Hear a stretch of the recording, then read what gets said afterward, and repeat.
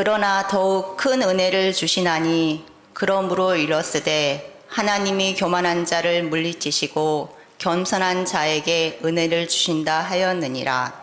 그런즉 너희는 하나님께 복종할지어다. 마귀를 대적하라. 그리하면 너희를 피하리라. 하나님을 가까이 하라. 그리하면 너희를 가까이 하시리라. 죄인들아 손을 깨끗이 하라. 두 마음을 품은 자들아 마음을 성결하게 하라. 슬퍼하며 애통하며 울지어다. 너희 웃음을 애통으로 너희 즐거움을 근심으로 바꿀지어다. 주 앞에서 낮추라. 그리하면 주께서 너희를 높이시리라. 아멘. 말씀 제목 같이 한번 읽어볼까요? 하나님께 가까이 가는 사람. 하나님께 가까이 가는 사람. 그 전에 한때 유행했던 얘기가 있습니다. 한번 D말을 한번 맞춰보시기 바랍니다. 우리 사이. D 무슨 말 나오지요? 대표 목사님과 저하고는 무슨 사이인가요? 옛날 같으면 그냥 좋은 사이, 친구 사이 그렇게 얘기했는데 지금은 뭐라고 하던가요? 찐친 사이라고 그렇게 또 표현을 하더라고요. 그러니까 만약에 적는 사람들은 그걸 한번 잘 적으세요. 우리 사이가 대체 어떤 사이인가? 성도와 목회자의 사이도 마찬가지랍니다. 좋을 때는요, 좋게 표현하는데 좋지 않을 때는 굉장히 험악한 말들이 오고 간답니다. 부부간에 어쩌던가요? 부부도 마찬가지랍니다. 부부간에도 우리 사이가 어떤 사이인가 한번 잘 생각해 보시기를 바랍니다. 좋을 때와 그 다음에 좋지 않을 때. 서세훈 씨가 지금은 돌아가셨습니다만 그 전에 진행한 프로그램에 보니까요, 노인들이 나오셨더라고요, 어른들이. 그러면서 얘기합니다. 우리 사이 어떤 사이냐고 물어보니까 뭐라고 했을까요? 평생의 연수래요. 부부인데도. 근데 어떤 또 가정을 보니까 그렇게 얘기합니다. 틀리죠. 틀니를 같이 나눠서 사용하는 그런 가정도 있더라고요. 좀 그런가요? 근데 그 정도로 뭘까요? 그 정도로 다정한 사이라고 얘기할 수 있겠습니다. 비스킷 하나를 넣고 먹는데 남편이 먼저 틀니를 끼고 먹다가 아내가 틀니를 가져오지 않았습니다. 그러니까 뭐냐면 그 다음에 아내에게 틀니를 건네서 또 먹는 그런 장면도 있었습니다. 기아의 전신이 뭔 줄 아십니까? 기아의 전신. 기아를 잘 모르는가? 기아 자동차. 야구를 잘 몰라요? 해태 타이거즈. 묻습니다. 우리 사이? 그전엔 그것이 유행을 했어요. 광고 문구예요. 우리 사이 해태 사이래요. 우리 사이. 그러니까 먼저 여러분 잘 적어놨다가 한번 기록해 보라고요. 대체 어떤 사이인가? 부부가 심각한 어려움을 겪습니다. 그랬더니 뭐라고 하는 줄 아십니까? 우리 사이는 로또 사이래요. 너무 안 맞답니다. 교회도 마찬가지랍니다. 우리 교회가 어떤 교회인가 잘 살펴서요. 우리 교회가 좋은 교회라고 인정받는, 행복한 교회라고 인정받는 귀한 역사가 우리 가운데 나타날 수 있으면 좋겠습니다. 혹시 이 말도 기억날지 모르겠습니다. 가까이 하기엔? 너무 먼 당신. 무슨 말 같습니까? 우리가 흔히 사용을 했습니다. 그런데 우리나라에 사용되는 용어는 아니랍니다. 프랑스의 소설가가 기록했던 소설의 책 제목이에요. 가까이 하기엔 너무 먼 당신, 이렇게 해놨답니다. 사람과 사람 사이에는요, 가깝게 좀 멀리 먼 그런 사람도 있을 수 있답니다. 그러나 하나님은 결단코 우리 곁에 떠나지 않은 가장 귀한 분임을 믿습니다. 가까이 모셔도 괜찮다고요. 그리고 오늘 말씀의 제목은 다른 데서 얻은 거 아니에요. 가까이에게 너무 먼 당신이 있죠. 그 말씀에 근거해서 말씀 제목을 그렇게 정했던 겁니다. 하나님께 가까이 가는 사람이 바로 곧 누구다? 나다라고 기억할 수 있기를 바랍니다. 그리고 오늘 말씀의 핵심은 두 가지예요. 먼저는 내 자신이 하나님께 가까이 갈 수 있기를 바라고, 또 한 가지는 뭘까요? 하나님께 가까이 가려고 하는 사람들에게 방해꾼이 아니라 돕는 사람으로 자리매김할 수 있기를 바랍니다. 그리고 1번을 잘 기억해야 돼요. 1번이 뭐라고요? 내가 먼저 하나님께 가까이 가는 사람. 그리고 2번이 뭐였죠? 다른 사람을, 하나님께 가까이 가는 사람을 해방나는 해방군이 아니라 그들을 돕는 역할을 하라고요. 때로는 자녀가 부모를 도울 수 있답니다. 부모가 자녀를 도울 수 있답니다. 오늘 그 말씀에 대한 은혜가 우리 가운데 넘쳐날 수 있기를 바랍니다. 하나님께 가까이 가는 사람이 낫고, 그리고 하나님께 가까이 가려고 힘쓰고 애쓴 사람을 돕는 사람이 바로 누구다? 나다라는 겁니다. 근데 각 가정마다 그런 사람이 필요하답니다. 각 가정마다. 믿음이 다 균형이 맞춰지지 않는답니다. 차이가 있다고요. 어떤 사람 믿음이 충만한 사람이 있는가 하면 믿음이 10년을 다녀도 20년에도 그렇고 그런 믿음을 가질 때가 있잖아요. 그래서 알 수 없는 것이 있는데요. 사람의 마음을 알기가 상당히 어렵답니다. 저 사람이 웃고는 있습니다. 그런데 그 속에 무엇이 있는지를 알지 못할 때가 있답니다. 슬픔이 있는지 근심이 있는지 겉은 웃고 있어요. 친절한 말을 합니다. 그런데 다른 한편에 보니까 그 속에가 성경에 그렇게 표현합니다. 노략질하는 이리와 같은 그런 생각을 갖는 사람도 있답니다. 그래서 성경이 제일 조심한 표현은 뭐였냐면요. 다른 것이 아니었어요. 두 마음을 품는 걸 하나님이 기뻐하지 않습니다. 이 시간도 예배 가운데 순전과 정직과 청결과 정직의 영이 우리의 가정을, 우리의 마음을, 우리의 생각을 지배할 수 있는 귀한 은총이 우리 가운데 넘쳐날 수 있기를 바랍니다. 예레미야 말씀에 그렇게 얘기합니다. 17장 9절 말씀입니다. 만물보다. 크게 읽어볼까요? 만물보다 거짓되고 심히 부패한 것은 뭐래요? 마음이라. 근데 뒤에 말씀이 더 심각해요. 누가 능히 이를 알리요. 아무도 모른다는 겁니다. 그러니까 그렇게 표현을 했어요. 다른 사람의 마음도 모르지만 내가 내 마음도 알 수가 없대요. 내 마음조차도. 이 시간에 우리의 마음을 온전히 주님께 집중하는, 우리의 시선 자체가 주님께 온전히 기울이는 귀한 역사가 우리 가운데 나타날 수 있기를 주의 이름으로 축원을 드립니다. 그러면 사람의 마음을 어떻게 읽고 어떻게 알아갈 수 있을까요? 답은 간단해요. 뭐냐면요. 말씀 속에 그렇게 얘기해요. 마태복음 7장 16절 말씀이니까 그렇게 얘기합니다. 뭘로? 열매로 안 돼요. 열매.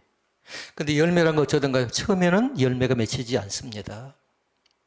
처음에는요. 시간이 지나면 금방 드러난답니다. 눈에 보이지 않지만 그 마음속에 무슨 생각을 하고 있는지 삶 속에 그대로 드러나 버린답니다. 그 사람의 습관이라든가 그 사람의 행동하는 모습이라든가 그 사람의 보이는 태도라든가, 그러니까 겉과 속의 다른 부분을요 금방 알 수 있답니다. 이거 상당히 어렵답니다. 왜 저 사람은 저럴까? 저래야만 할까? 의구심이 들 때가 있잖아요. 이 시간 부탁합니다. 오해되는 요소가 있다면요 온전히 제거시키시고 어떻게? 이해되는 자리 가운데 들어갈 수 있기를 바랍니다. 불평과 근심되는 것 가운데 사로잡히지 마시고요. 온전히 감사와 은혜가 충만하는 귀한 은총이 우리 가운데 넘쳐날 수 있기를 바랍니다. 그러니까 믿는 사람 무엇을 가까이 하는가? 중요하답니다. 또 있지요. 뭘까요? 누구를 가까이 하는가가 중요하답니다. 그러니까 한 사람을 알아보려고 하면 하루 동안 시간을 딱 정해놓고요. 그 사람이 어떻게 행동하는가를 보면 안 돼요. 무엇을 좋아하고 또 무슨 생각을 하고 있고 시간을 어떻게 쓰는가를 잘 보라고요. 하루 시간을 줬더니 그 시간을 어떻게 사용하고 활용하는가. 또 있습니다. 혼자 있을 때 무엇을 생각하는 걸 보면 안 돼요. 또 시간을 줬고 그 다음에 시간을 줬지요. 혼자 있는 시간을 줬지요. 그리고 나서 돈을 줘보면요. 그 사람이 돈을 어떻게 쓰는가에 보면 그 사람의 생각과 그 사람의 관심사를 알 수 있답니다. 오늘 하나님께 우리 가운데 말씀합니다. 우리의 마음을 잘 다스리래요. 우리의 마음 자체. 어떤 사람은 심란합니다. 어떤 사람은 복잡합니다. 그런데 뭐냐면요. 세상 사람에게 마음을 빼앗기지 않습니다. 왜 그런 줄 아십니까? 중심이 온전히 하나님께 붙잡혀 있기 때문에 그렇습니다. 하나님을 믿는 믿음이 그 가운데 있기 때문에 그렇습니다. 사람을 만나는 것도 그렇습니다. 저 사람이 어떤 생각을 하고 있는가를 보려고 하면요, 다른 사람을 보는 건 아니랍니다. 누구를 가깝게 하는 거 보면 안답니다. 믿음 있는 사람을 가깝게 하는가, 믿음 없는 사람을 가깝게 하는가, 감사하는 사람을 가깝게 하는가, 불평하는 사람을 가깝게 하는가, 그걸 볼 수 있는데요. 그 가깝게 하는 것을 따라서 우리는 뭐냐면요, 영향을 받게 되어져 있어요. 틀림없습니다. 그러니까 물이 지어진 거 있죠. 굉장히 위험하답니다. 그러니까 교회는 원하는 게 뭐예요? 무리를 원하지 않고 공동체를 원하는 겁니다. 그 안에 같이 들어가서 함께 은혜를 나누는 귀한 역사가 우리 가운데 나타날 수 있기를 바랍니다. 어떤 사람이 수도원에 들어갔습니다. 그런데 수도사에게 질문을 합니다. 사람들이 이거에 들어와서 변화되고 달라져 가는데 왜 어떤 사람은 달라지지 않을까요? 이렇게 얘기합니다. 그거에 대해서 많은 사람이 변모됩니다. 많은 사람이 새로워져 갑니다. 갱생과 치유의 역사가 나타납니다. 그런데 많은 사람들 가운데 또 일부는요, 달라져 가지 않아요. 그래서 수도사에게 질문하기를 왜 그렇습니까? 묻습니다. 그러니까 그 수도사가 그렇게 얘기합니다. 두 가지로 얘기합니다. 하나는 뭐냐면요, 하나님께 가까이 가고 어떤 사람은 하나님께 멀어지는 사람이 있는데 다른 사람이 아니라 무엇을 생각하는가에 따라 다르대요. 무엇을 생각하는가에 따라서. 그러니까 그 생각은 뭐냐면 무엇을 바라보는가에 따라서 그 사람의 마음이 결정된다는 겁니다. 오늘 또 우리 자신들이 방향성이 바르게 되어져 갈 수 있기를 바랍니다. 방향이 바르게 된다는 건 뭐냐면요, 우리의 목표와 목적이 분명하다는 겁니다. 그리고 그분은 얘기합니다. 누구와 함께 걷고 있느냐가 중요하대요. 누구와 함께. 음식을 먹어도 마찬가지입니다. 누가 먹는가에 따라서 불편할 수도 있고요. 누가 먹는가에 따라서 싼 음식이지만 그렇게 비싼 음식은 아니어도 굉장히 기분 좋은 만남도 있습니다. 이 시간 우리 사랑하는 성도들이 좋은 믿음을 가져서요, 함께 하나님을 같이 바라보는 귀한 은총이 우리 가운데 넘쳐날 수 있기를 바랍니다. 질문합니다. 우리 사이? 한마디로 얘기하면 좋은 사이입니다. 왜요? 예수 그리스도를 나의 아버지를 모시고 살아가는 사이이기 때문에 우리 사이 좋은 사이라고 분명하게 고백할 수 있기를 바랍니다. 여러분 돌아가셔서도 마찬가지, 남편과 아내 사이에 서로 조크로 한번 물어보라고요. 우리 사이가 대체 어떤 사이냐.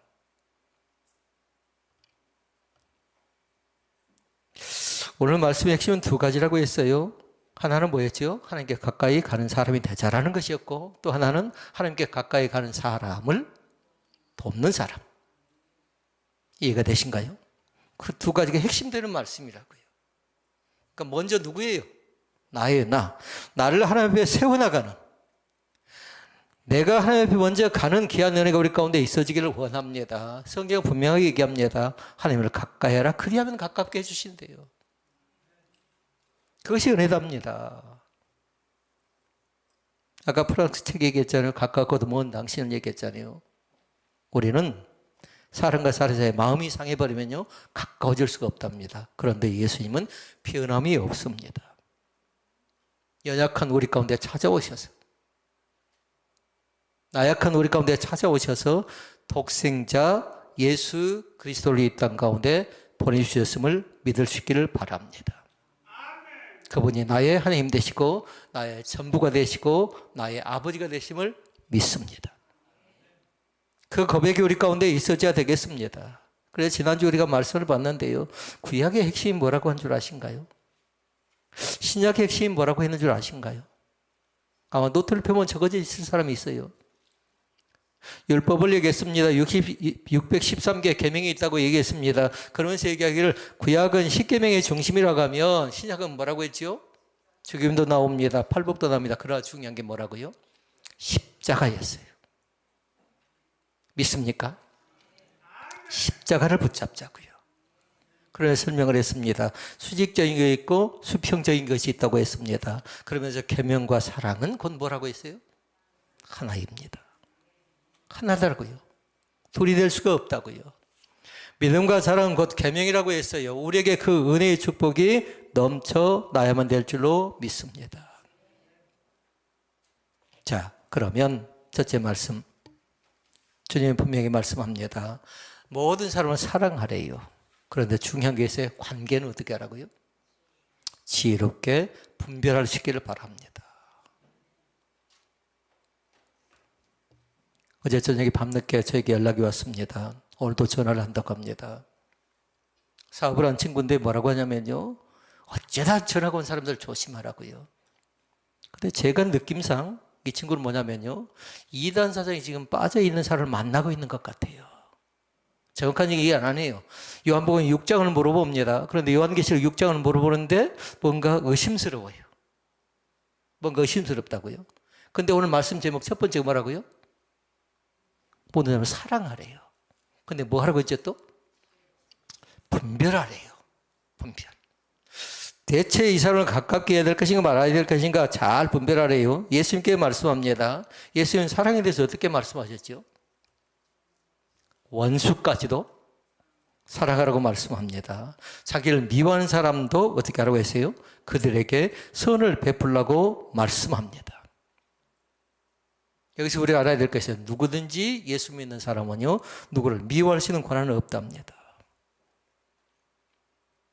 그리고 함부로 판단해서도 안 된답니다. 우리의 권한이 아니에요. 하지만 사람과 사람 사이의 친밀함은 달라야 돼요.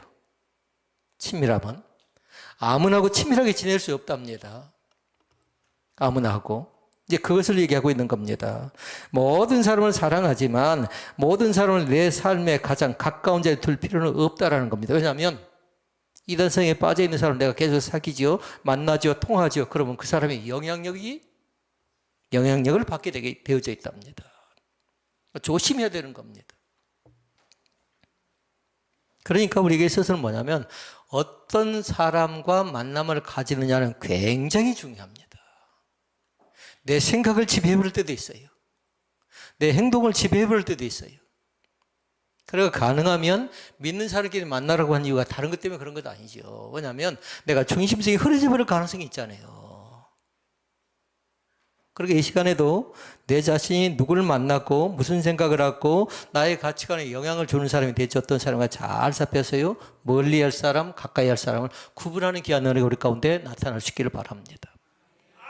근데 판단하거나 미워하거나 그건 우리에게 허락한 권한이 아니에요. 왜냐하면 주님께 분명히 말씀하셨어요. 모든 사람을 사랑하래요.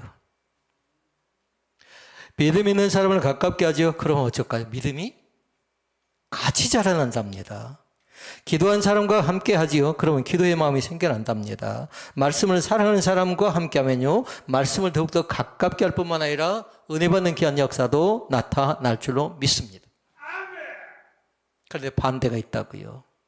반대로 불평한 사람과 계속 함께 어쩔까요? 불평이 마음속에 자리 잡아서요, 죄를 가볍게 여깁니다. 말씀 제목이 뭐였죠? 하나님을 가깝게 하라고 했죠. 그런데 불평이 가깝지요. 죄를 쉽게 생각하지요. 그러면 죄에 대한 경계심이 무너질 가능성이 있답니다. 그러니까 죄는 큰 것이 아니에요.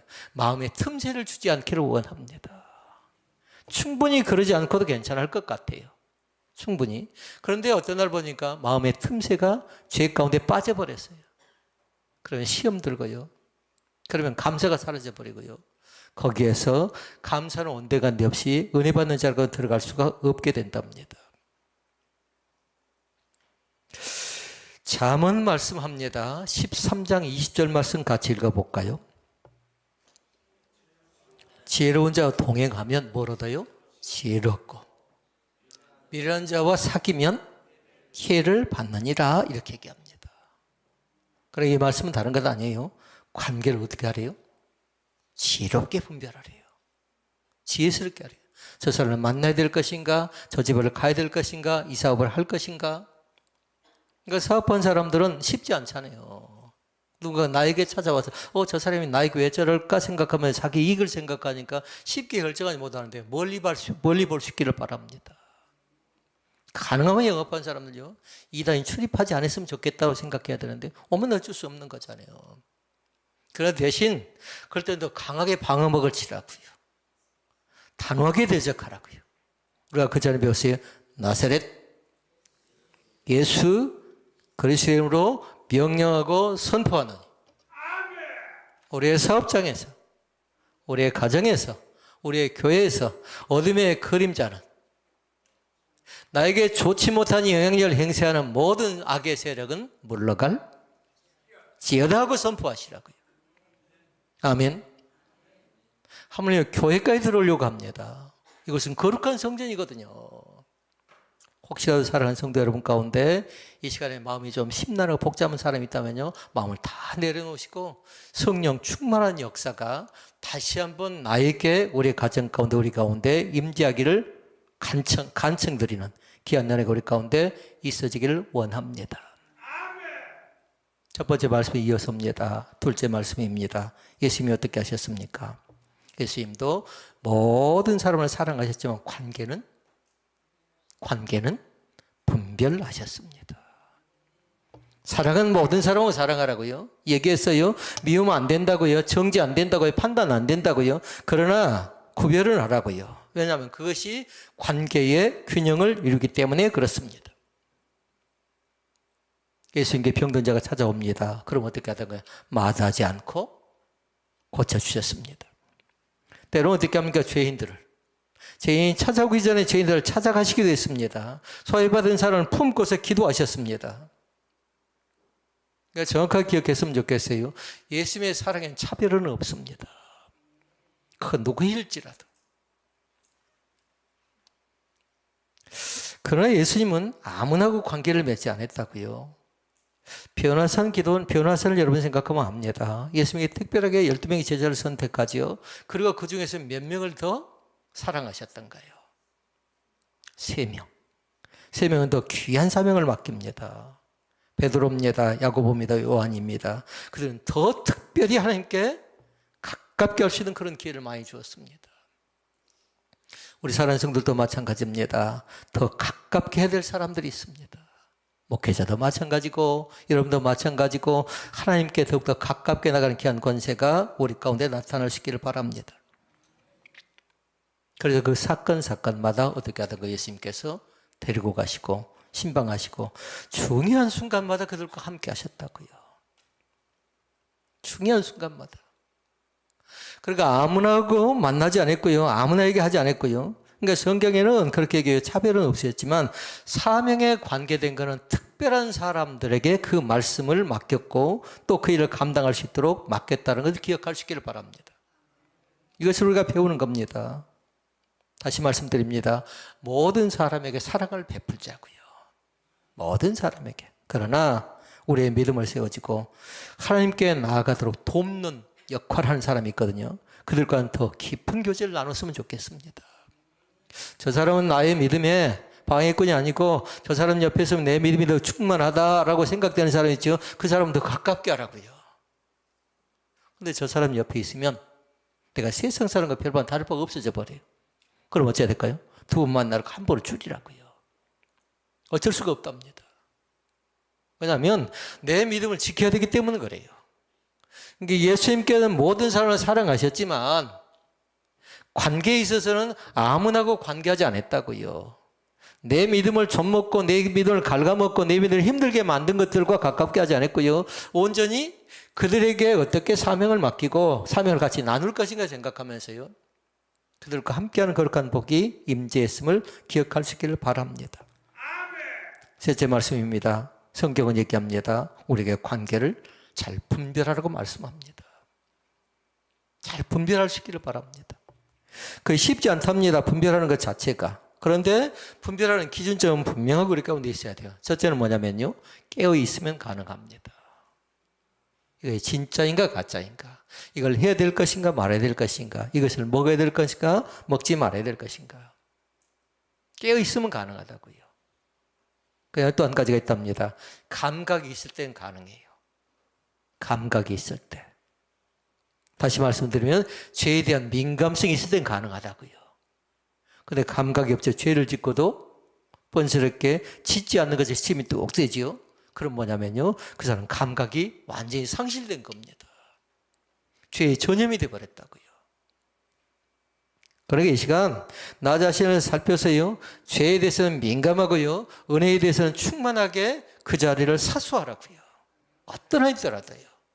좀 멀어지려고 한다. 좀 제 가운데 빠지려고 한다. 그러면 다시금 말씀으로 돌아와세요. 그래서 성경 통독을 하는 겁니다. 성경 통독 자체가. 젊은 친구들에게 얘기합니다. 저 사람 만나서 안 돼. 그랬더니 뭐라고 하냐면요. 난 괜찮대요. 왜냐하면 이유가 있답니다. 나는 저 사람의 영향을 받지 않을 거대요. 근데 사람은 그렇지 않습니다. 만나지요. 얘기를 듣지요. 또 보지요. 함께 하지요. 그 어느 순간 그것이 익숙해져 버린답니다. 그러니까 대학에서 서클에 가입할 때요. 이단 사상에 빠진 사람들이 접근하는 방식이에요.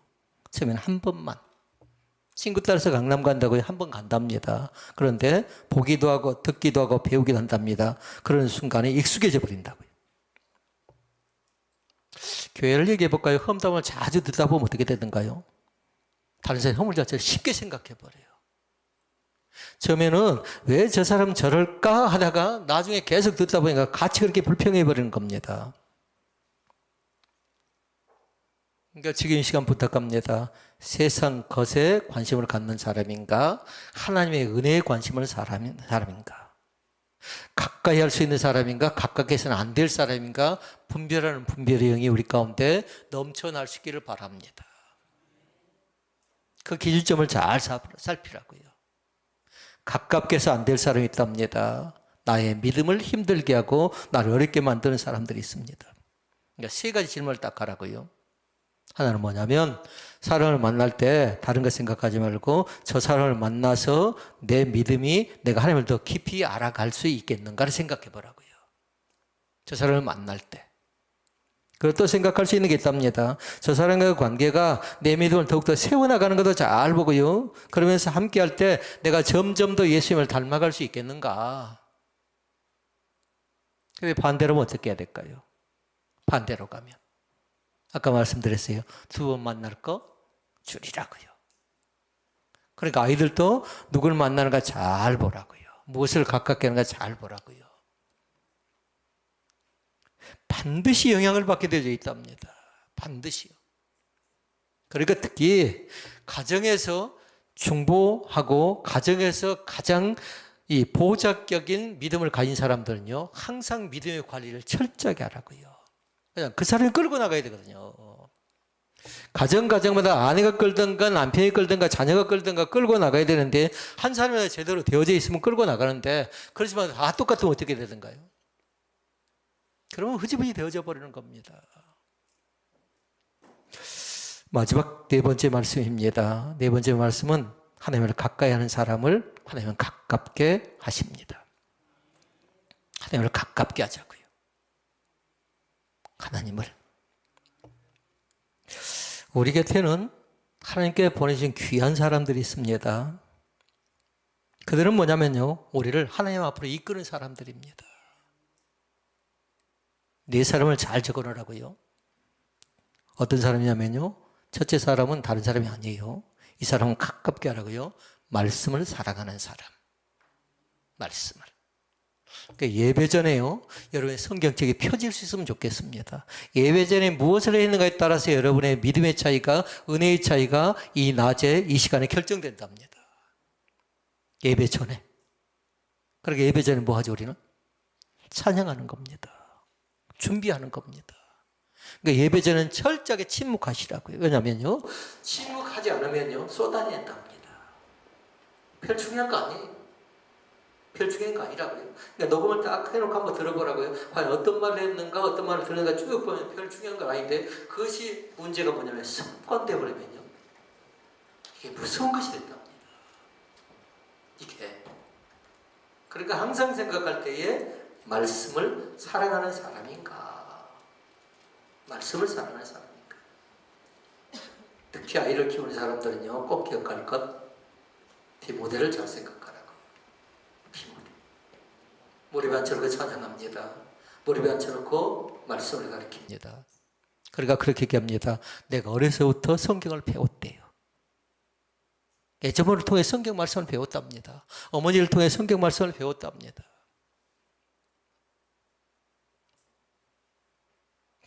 두 번째 사람이 있답니다. 나에게 믿음을 이끌고 나갈 수 있는 사람은 뭐냐면요. 진실을 말해주는 사람입니다. 근데 사람은 뭐냐면 진실과 거짓인데 진실 앞에 쏠리는 것 아니에요. 거짓엔 혹한답니다. 여러분이 그걸 판단해야 돼요.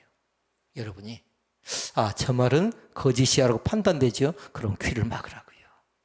더 들어서는 안 돼요. 근데 사람은 거짓을 딱 듣지요. 그럼 그것을 퍼뜨립니다. 그럼 그 다음에 어떻게 된 거예요? 죄가 돼버리잖아요. 우리 믿음의 사람들은요, 진실된 자리 가운데, 진리의 자리 가운데, 정직의 자리 가운데, 순전의 자리 가운데 꼭 들어갈 수 있기를 바랍니다. 셋째 사람이 있답니다. 셋째 사람은 기도를 늘 권면하는 사람이 있습니다. 어려운 일이 있습니다. 고민되는 일이 있습니다. 그럼 뭐라고 하냐면요, 내 힘으로 될 것인가 버티래요. 맞나요? 틀린가요? 얼마든지 너는 이길 수 있으니까 버티래요.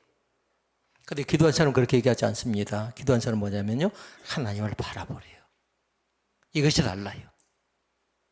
너는 능력이 있으니까, 너는 재주가 많으니까, 너는 머리가 좋으니까 네 힘으로 버텨라라고 얘기하는 건 뭐냐면요, 나에게 그럴듯하게 속삭이는 속삭임이라고요. 기도한 사람은 반드시 뭘 우리에게 알려주냐면요, 하나님을 알려줘요. 하나님께 기도해라. 하나님께서 길을 열어주실 것이다 라고 하나님이 들어가면 하나님이. 너는 하면 안 돼요. 왜요? 나에게 능력이 없습니다. 하나님께 능력이 있습니다. 아멘. 나는 할 수 없지만 하나님은 능히 극복하게 만들어준다는 사실을 믿을 수 있기를 바랍니다. 그래, 이 차이예요. 기도를 권면하는 사람은 너는 능력이 있어, 너는 재주가 좋아, 너는 배경이 있어, 너는 얼마든지 할 수 있어 하고 속삭이지만 절대로 그렇게 되지 않는답니다. 반드시 뭘로요? 하나님으로 시작하라고요. 하나님께는 길이 있다. 하나님을 바라봐라. 하나님께 기도하라. 이 얘기를 귀담아 들을 수 있기를 바랍니다. 그래야 된답니다. 그러니까 그런 사람들은 뭐냐면요, 한마디로 얘기하면 나에게 기도를 권면하고 기도를 가르치고 기도를 생각나게 만드는 사람 있죠. 그 사람은 다른 사람이 아니에요. 믿음의 동역자래요. 믿음의 동역자. 다시 말씀드리면 믿음의 협력자랍니다. 네 번째 사람도 있답니다. 화평을 이루는 사람이 있습니다. 우리는 전에 배웠습니다. 트러블 메이커가 있고 피스메이커가 있는데, 트러블 메이커는 그 사람이 들어가는 것마다 분쟁을 만들어내요. 문제를 만들어내요.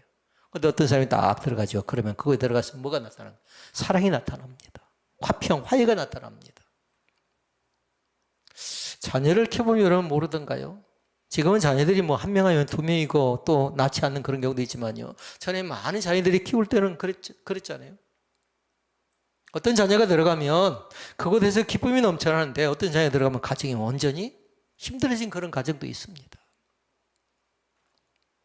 자, 오늘 말씀을 정리해 보겠습니다. 우리는 모든 사람을 어떻게 해야 될까요? 모든 사람을 어떻게 해야 될까요? 사랑이라는 표현을 할 수 있기를 바랍니다.